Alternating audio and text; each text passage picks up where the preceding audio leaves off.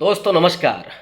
खबर आ रही है कि लोकसभा चुनाव अपने समय से पहले हो सकते हैं।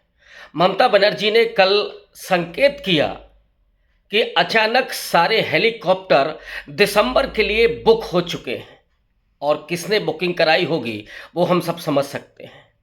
तो क्या नरेंद्र मोदी अब इंडिया अलायंस से घबरा गए हैं, क्या डर गए हैं और इसीलिए वो आनन फानन में चुनाव के मैदान में जाना चाहते हैं?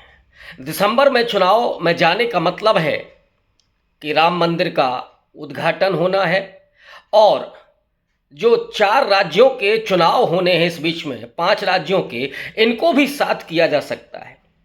ये 5 राज्यों के चुनाव मध्य प्रदेश, छत्तीसगढ़, राजस्थान, तेलंगाना और मिजोरम, इसे लोकसभा चुनाव का दूसरा सेमीफाइनल माना जा रहा है।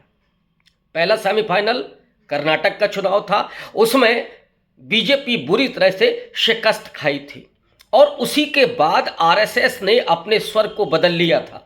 ऑर्गेनाइजर में बाकायदा एक लेख लिख करके कहा गया कि अब हिंदुत्व और नरेंद्र मोदी के चेहरे पर चुनाव नहीं जीता जा सकता है। तो क्या नरेंद्र मोदी डर की वजह से चुनाव मैदान में जल्दी जाना चाहते हैं? लेकिन क्या दिसंबर और जनवरी में चुनाव कराने से उनको फायदा मिल सकता है? दरअसल ये जो भय है वो असल में इंडिया अलायंस की बढ़ती मजबूती के कारण है। आपको याद होगा कि आने वाले 31 और 1 तारीख को मुंबई में इंडिया अलायंस की तीसरी बैठक होनी है, जो बहुत महत्वपूर्ण होने जा रही है। इस बैठक में इंडिया अलायंस का संयोजक चुना जाना है। खबर तो यहाँ तक मिल रही है कि इसका बहुत विकेंद्रीकरण भी होना है।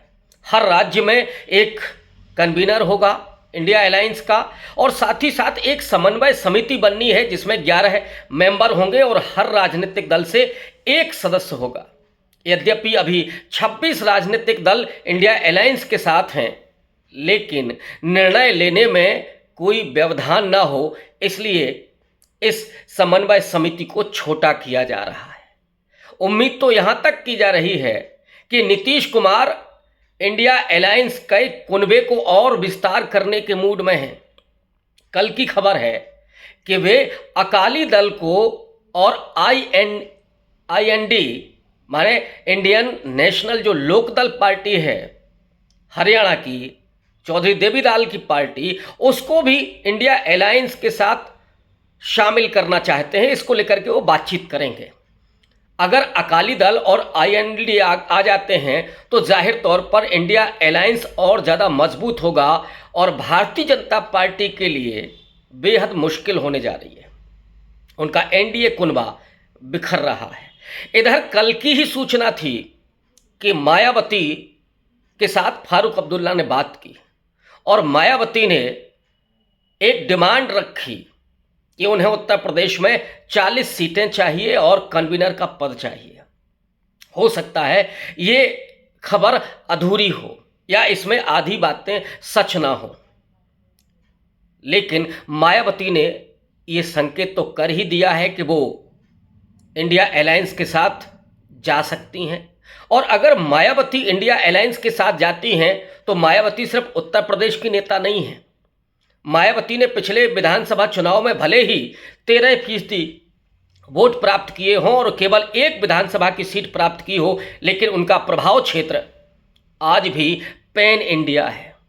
मायावती मध्य प्रदेश, राजस्थान, पंजाब, तेलंगाना, इन तमाम राज्यों में वो प्रभाव रखती हैं।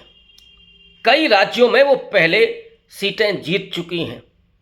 अगर मायावती इंडिया अलायंस के साथ जाती हैं तो जो 16.5% दलित हैं, कई बार उसे 17.5% माना जाता है, लेकिन जो आंकड़े हैं वो 16.6% के हैं।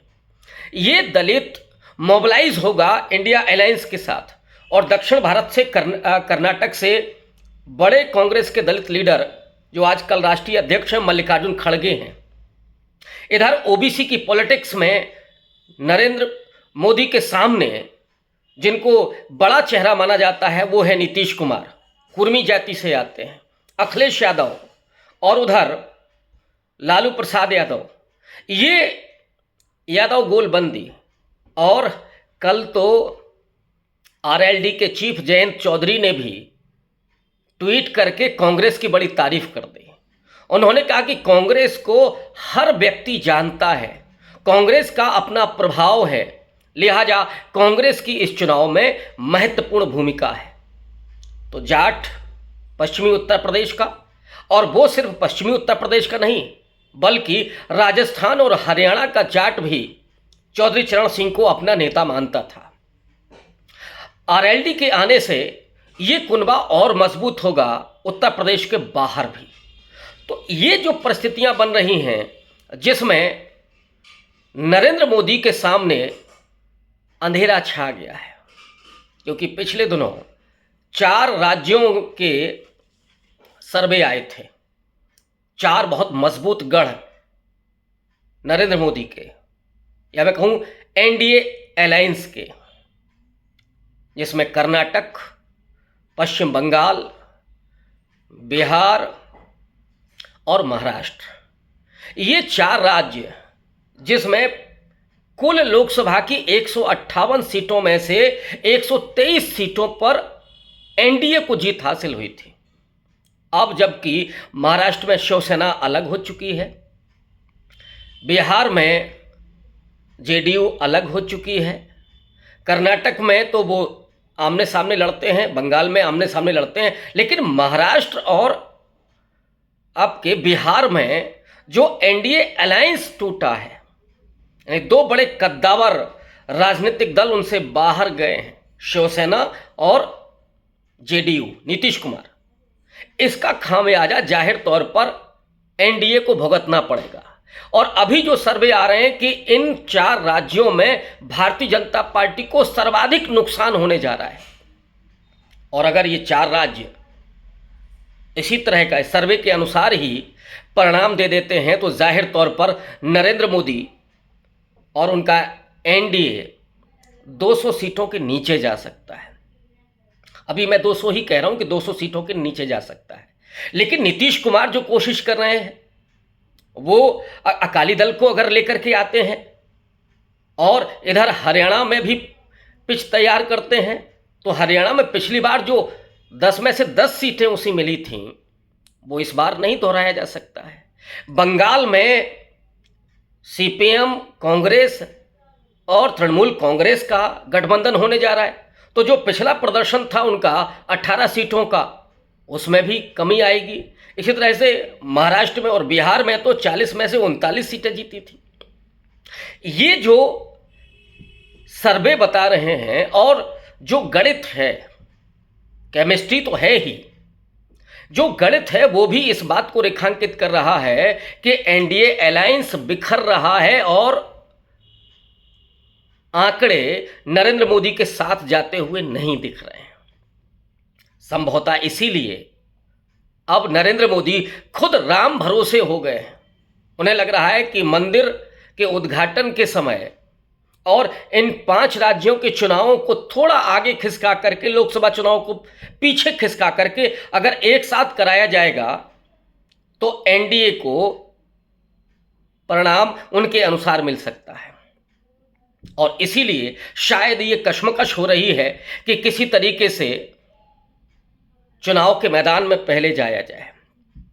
शरद पवार को लगातार घेरा जा रहा है उस महाराष्ट्र में जहां से शिवसेना उनको छोड़ करके गई है। हालांकि शिवसेना का जो शिंदे गुट है वो बीजेपी के साथ है। अब तो उन्होंने एनसीपी के भी एक गुट को तोड़ लिया है, तो बीजेपी वहां घेरेबंदी कर रही है बाकायदा। लेकिन शरद पवार सबसे मजबूत मराठा छत्रप हैं। अजीत पवार की लोग सुनेंगे या शरद पवार की, तो ऑब्वियस है शरद पवार की अपील ज़्यादा महत्वपूर्ण होगी। और सबसे अच्छी बात यह दिख रही है इंडिया अलायंस के साथ कि उसमें महत्वाकांक्षाओं का टकराव उस तरह से नहीं दिख रहा है। हर राजनीतिक दल का नेता सेक्रीफाइस करने के लिए तत्पर दिख रहा है, और जो इस पूरे इंडिया अलायंस की पृष्ठभूमि में है, जो उसे नाम दे रहा है, जो उसके लिए एक बौद्धिक आधार दे रहा है, जिसने एक आइडियोलॉजी को सामने रखा है, जो व्यक्ति किसी भी सत्ता की इच्छा से परे है वो राहुल गांधी लगातार इसके पीछे अपनी भूमिका अदा कर रहे हैं और वो चुनौती सबसे बड़ी बन रहे हैं नरेंद्र मोदी के लिए। वो जो केमिस्ट्री है जमीन की, लोकप्रियता जो राहुल गांधी की है, वो नरेंद्र मोदी को बौना साबित कर रही है। नरेंद्र मोदी के झूठ, उनके प्रपंच, उनके छल और जो उनकी कार्यशैली रही है, उस सब को प्रश्नांकित किया, उसका पर्दाफाश किया राहुल गांधी ने लगातार, भारत से लेकर के और विदेशों की अपनी यात्राओं तक। और आज ऐसे लगता है कि जैसे तानाशाह डरा हुआ है और इसीलिए वो चुनाव मैदान में जल्दी जाना चाहता है, लेकिन कहीं ऐसा ना हो कि ये दांव भी उल्टा पड़ जाए। शुक्रिया।